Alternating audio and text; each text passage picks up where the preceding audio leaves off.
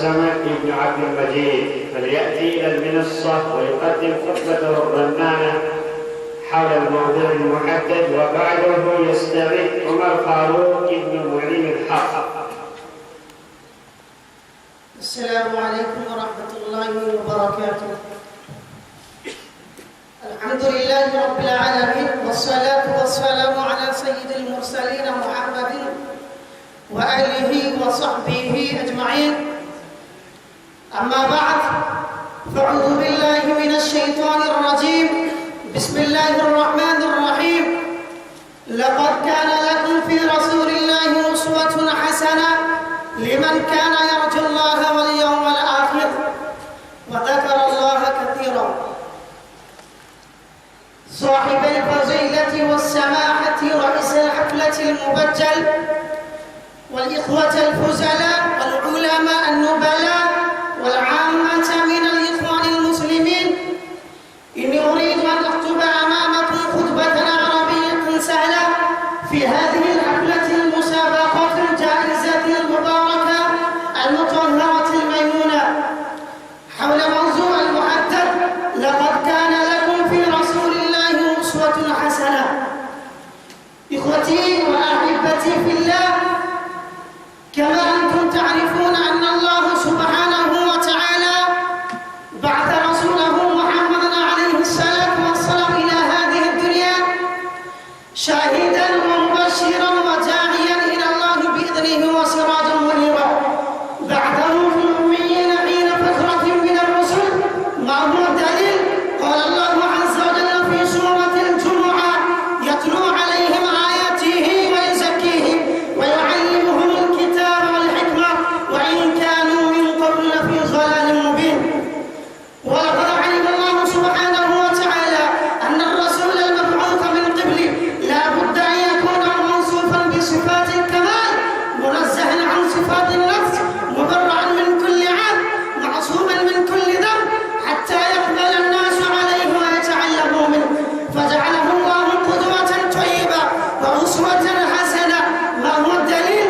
قال الله عز وجل في سورة الأحزاب: لقد كان لكم في رسول الله أسوة حسنة لمن كان يرجو الله واليوم الآخر وذكر الله كثيرا. وقد اشتملت هذه الآية على 3 مسائل هامة. الأولى: اختصاص رسول الله عليه الصلاة والسلام بالقدوة وحده. الثانية: أن هذه القدوة للمؤمنين بالرسول وحدهم. الثالثة: تقييد الأسوة بوصف الحسنة. وهذا القيد أفاد أن الأسوة نوعان: الأولى أسوة حسنة، الثانية أسوة سيئة. فالأسوة الحسنة في الرسول عليه الصلاة والسلام فإن المتأسي به سالك الطريق إلى الموصل إلى كرامة الله وهو الصراط المستقيم. وأما الأسوة السيئة فهي الأسوة بغيره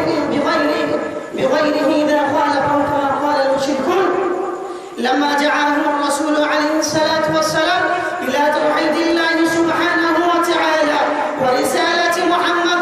ما هو الدليل؟ قال الله عز وجل في سورة الزخرف: إنا وجدنا آباءنا على أمة وإنا على آثارهم مقتدون. والتأسي بالرسول عليه الصلاة والسلام نعمة من الله ورحمة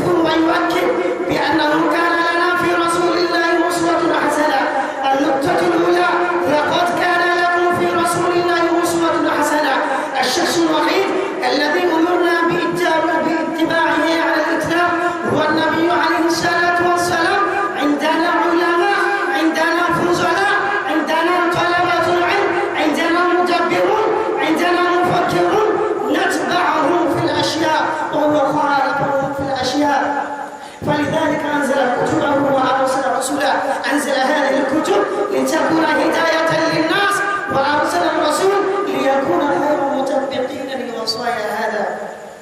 أكتفي بهذه الكلمات، وأخيرا أدعو الله سبحانه وتعالى أن يوفقنا جميعا. السلام عليكم.